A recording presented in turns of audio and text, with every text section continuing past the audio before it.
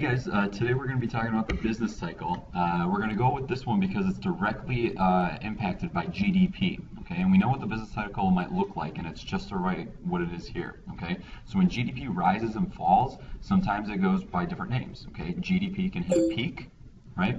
Or it can fall, and that's what a recession is.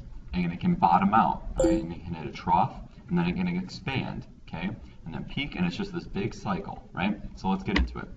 So some phases. It represents trends in the gross domestic product, like we've said, and it's got four parts. The recession, and this is when GDP declines for 2 quarters in a row, okay, so 6 consecutive months. A trough, it's the turnaround point. Real GDP cannot go any further down and it starts to rise.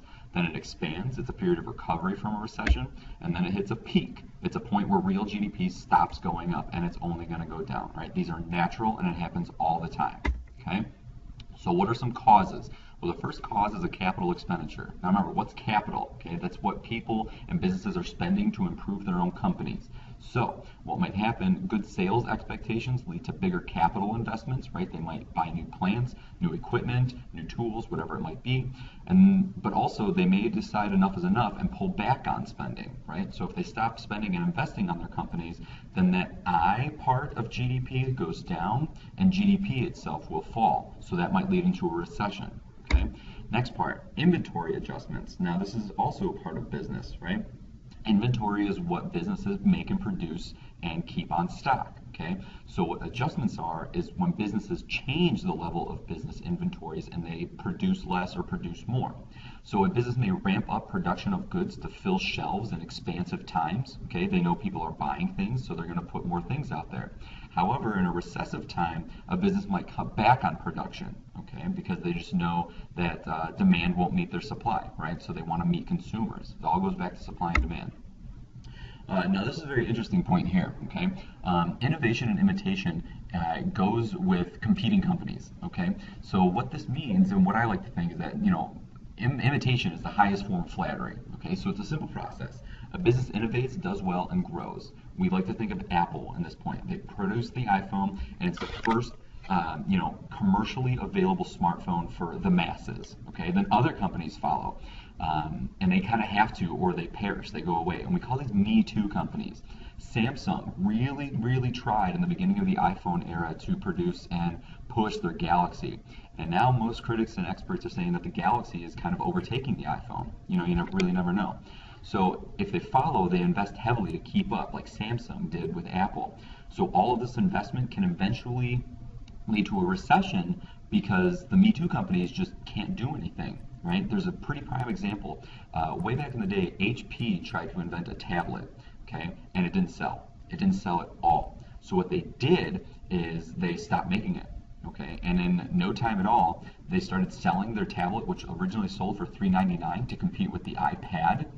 They stopped selling it, and then they brought it back for another $99, okay, just because they had all this inventory on hand and they had to get rid of it. Okay, so if everyone stops producing things, again, it leads to a recession because that I category in GDP just falls.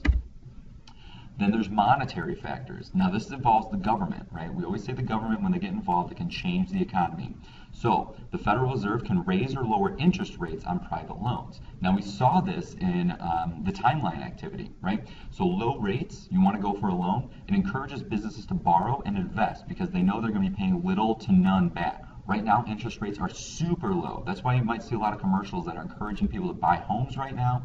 You can get an interest rate for next to nothing, okay? So this increases demand for loans, and this increases, and then initially increases the demand for interest rate, you know, drives them up. So higher rates, if there are higher rates put in by the government, then less borrowing and spending, and that decreases economic activity. So a couple ways that the government can really push and pull the economy, right? Then there's one more, okay? External shocks. So anything from wars, discovering oil or any natural resources, okay? Increasing, decreasing GDP just naturally, right? That will influence the business cycle as well, okay? So some examples from this, maybe we can come back the next day and kind of talk about these. Hint, you might want to think about some of these. Can you think of any real examples from history or right now that may have been an external shock to the business cycle? But the main point is why we care about the business cycle is another indicator. It's actually the mother of all indicators, right?